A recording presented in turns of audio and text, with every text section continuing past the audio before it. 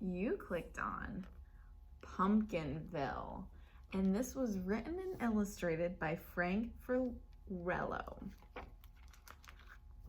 Far away, deep in the land of orange, surrounded by corn stalks and pumpkin fields, lies a town called Pumpkinville. So named because the people of Pumpkinville loved pumpkins and the color orange. In fact, all the houses in Pumpkinville were painted orange. It looks like a lot of orange, doesn't it? The citizens all wore orange clothes. They even ate orange food, like pumpkin bread, pumpkin muffins, and pumpkin face cookies. The people of Pumpkinville even ate pumpkin spaghetti. Ooh, do you think you would like pumpkin spaghetti? I don't know either. We might have to try it. Each year, the mayor of Pumpkinville announced a pumpkin proclamation. Let's hear what the mayor has to say. Hear ye, citizens of Pumpkinville. Whoever grows the biggest and brightest of pumpkins will be crowned the Grand Pumpkin Master, and their giant pumpkin will lead the Pumpkinville parade in autumn. Signed, the mayor. Wow, this was great news for a little boy named Peter of Pumpkinville. Peter loved pumpkins, and he knew that he could grow the biggest and brightest of pumpkins. Everyone said that Peter had an orange thumb. So, Peter of Pumpkinville set out to plant his award-winning pumpkin. First, he found the pouch of magic seeds that he had saved from last year's pumpkin.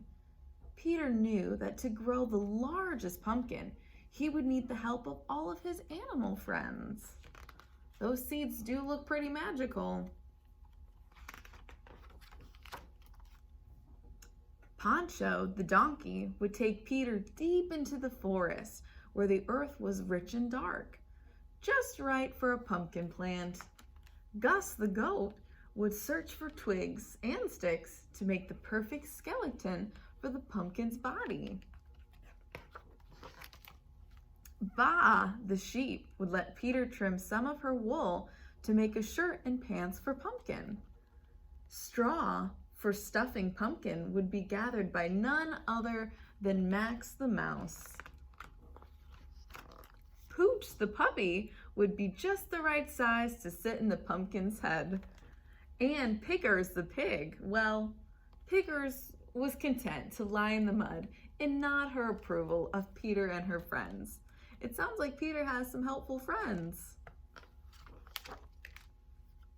Off to the forest rode Peter of Pumpkinville, atop Pancho the donkey, followed by Gus the goat, Ba the sheep, Max the mouse, Pooch the puppy, as Pickers the pig snorted goodbye.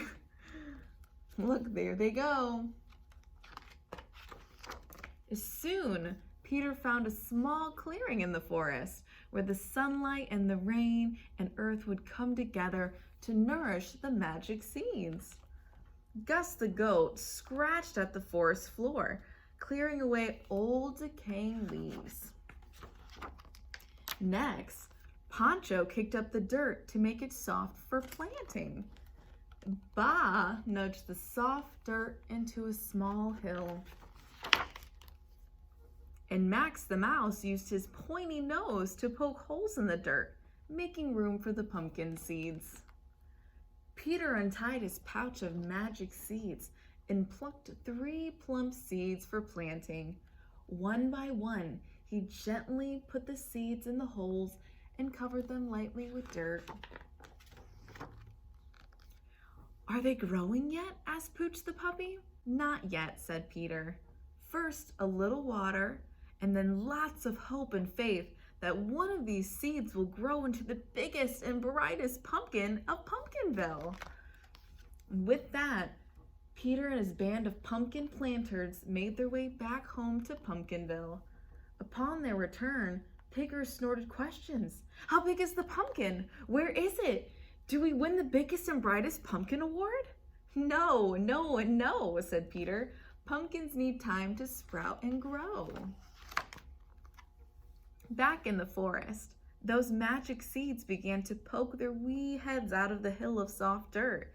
The power of earth, sun, and rain made a nourishing meal for Pumpkin as it grew and grew. Pumpkin vines traveled along the forest floor, latched onto old tree, and grew upward toward the sky. Soon, Pumpkin appeared from the treetop, growing larger and larger. That looks like it's going to be a pretty big pumpkin, huh? In the forest, unknown to Peter and his friends, lived a family of 3 trolls.